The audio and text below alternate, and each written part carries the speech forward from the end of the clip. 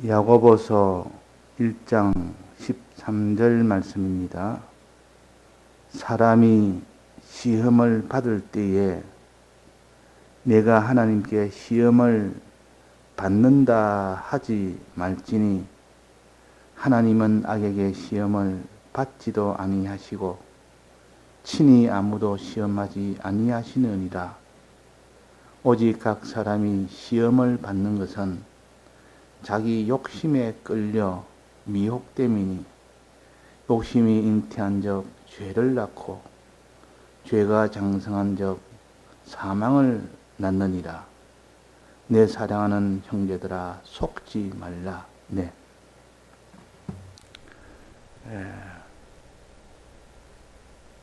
어제 우리가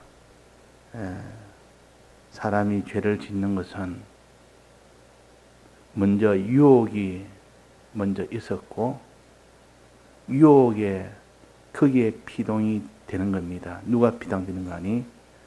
우리의 심신이 피동됩니다. 심신이 유혹을 받으면 왜 심신이 피동되느냐?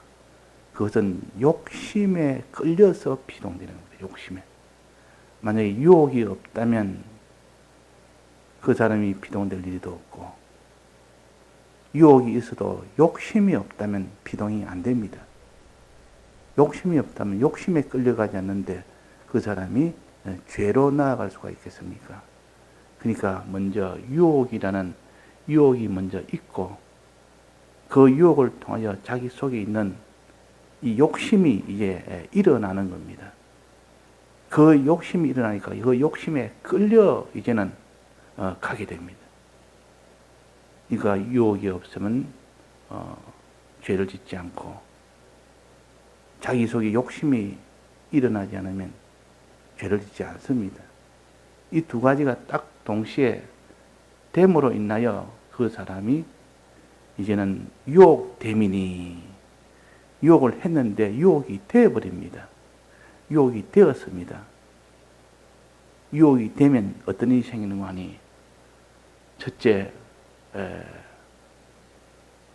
누가 유혹을 하는 거 아니? 마귀가 유혹을 합니다. 그럼 유혹이 됐단 말은 마귀의 것이 됐다 그 말입니다. 자, 마귀가 첫째 유혹을 합니다. 1번입니다. 그 다음에 2번은 우리 속에 있는 욕심이 일어나서 욕심이 우리의 마음을 끌고 갑니다. 마음을 끌고 갑니다. 그러면 끌려가는 그 우리 심신이 됐으니까 이제 마귀가 그 유혹을 했으니까 마귀의 것이 되어버립니다. 이거서 미혹됨이니 유혹을 받았으니 이 말은 마귀의 것이 되었으니 자, 마귀의 것이 되면 그 다음 순서는 죄를 짓는 겁니다.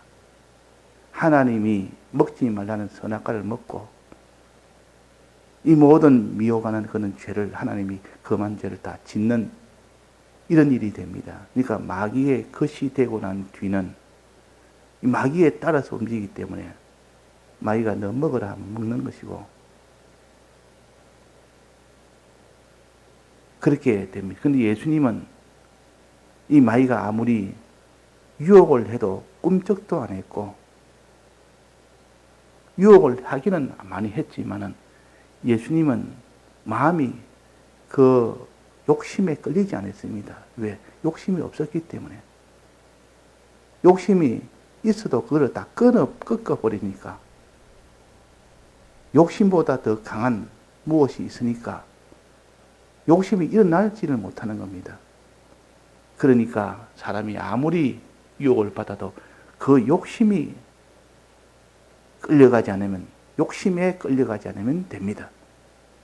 그래서 결국은 마귀의 유혹과 자기 욕심이 일어나는 그것으로 인해서 이제 미혹을 받습니다. 마귀의 것이 됩니다. 마귀의 것이 되면 그 다음에는 죄를 짓습니다. 자, 죄를 짓는 과정을 이렇게 우리에게 구분해서 알려주는 것은 그런 과정 속에 그 단계에서 그런 것 다 차단을 하려면 세분화시키지 않으면 차단을 할 수가 없습니다. 그냥 죄 짓지 마라. 미혹이 있으니까 죄 짓지 마라. 이래가는 우리가 이기지는 못하기 때문에 이 과정을 아주 세밀하게 해놨다 그 말이에요. 자, 마귀가 이렇게 유혹을 하는 것을 그 앞에는 뭐라고 했는가 하니, 하나님은 사람을 어떻게 한다니까 12절입니다. 시험을 찾는 자는 복이 있나니 이것에 옳다 인정을 받은 주께서 자기를 사랑하는 자들에게 약속하신 생명을 면류하는 줄이라. 13절입니다. 사람이 시험 받을 때에 내가 하나님께 시험 받는다 하지 말지니 하나님은 악에게 시험을 받지도 아니하시고 그랬습니다. 시험에 대해서 나오는데 하나님은 사람을 시험하지 않는다 했습니다.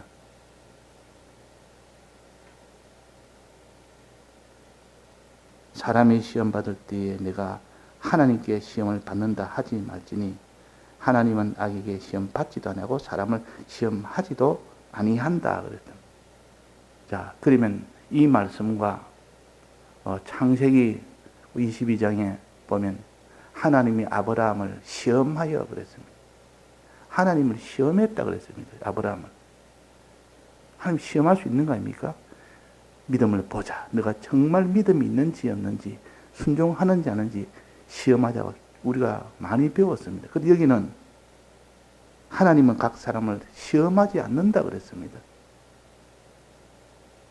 이게 앞뒤가 서로가 딱 들어맞아야 속에 깨달음이 오고 믿어지는 것이지, 이런 것은 믿지를 못합니다. 둘 중에 하나를 이렇게 통일을 시켜야 되지.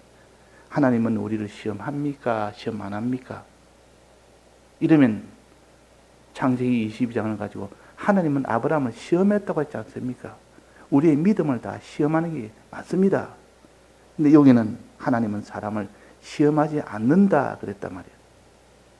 자, 그래서 우리가 성경을 읽을 때에 이렇게 맞지 않은 것이 있으면 앞뒤 내용을 잘 살펴서 그 내용의 중심과 취지와 앞뒤 전체에 이런 것과 관련돼서 이렇게 살펴봐야 되고, 또 다른 성경에는 어떻게 또 기록을 했는지 이것도 연관을 가져야 이런 모순점을 다 해결을 할 수가 있습니다.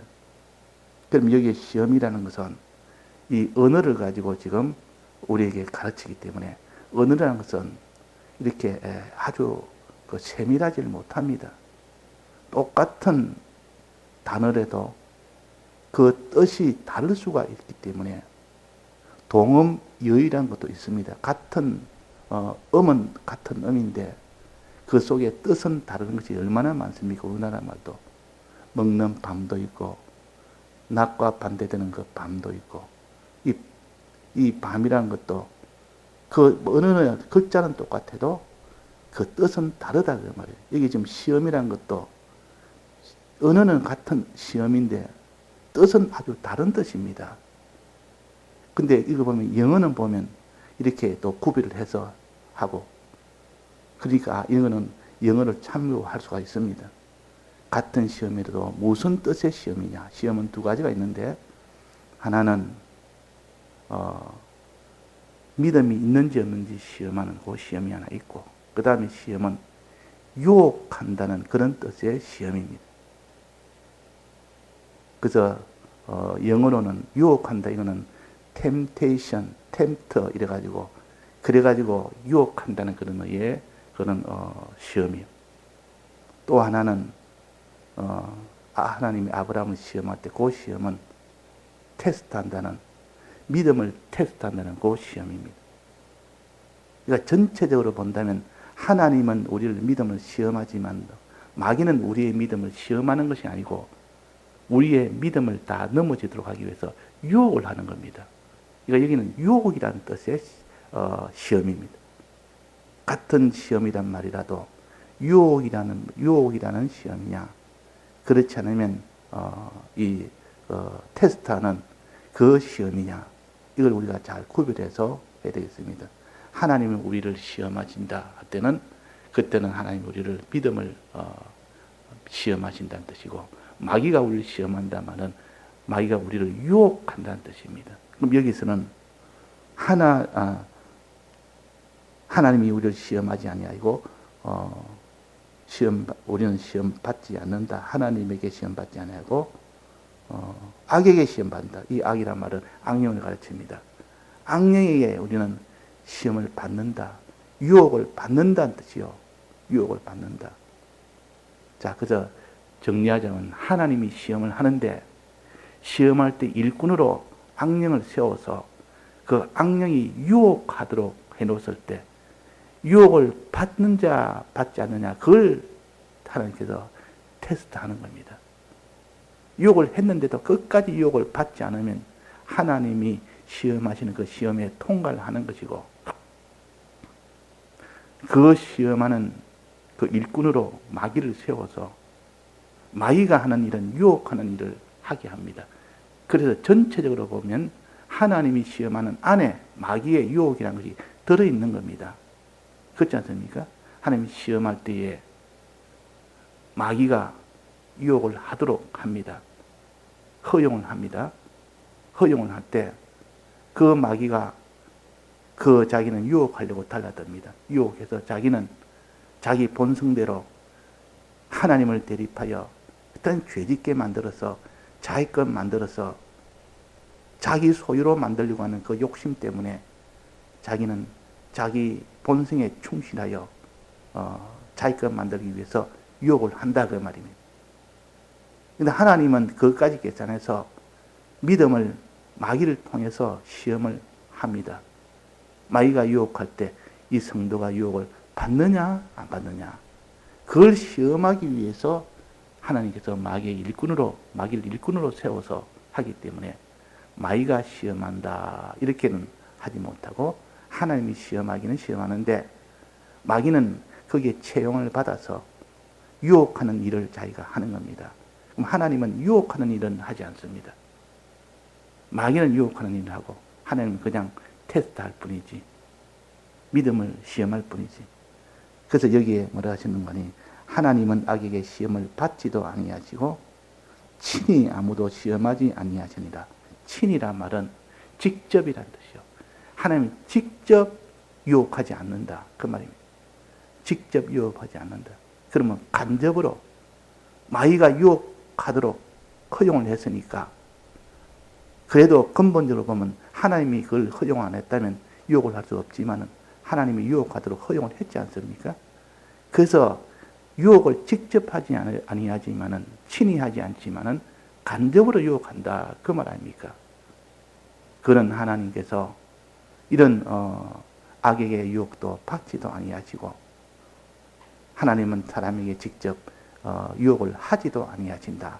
그런 말을 여기에 지금 기록해 놓은 겁니다. 그것도 그 앞에 있습니다. 그 앞에 12절에 한번 봅시다. 시험을 참는 자는 복이 있도다. 이때 시험은 하나님이 테스트하는 겁니다. 믿음을 시험하는 겁니다.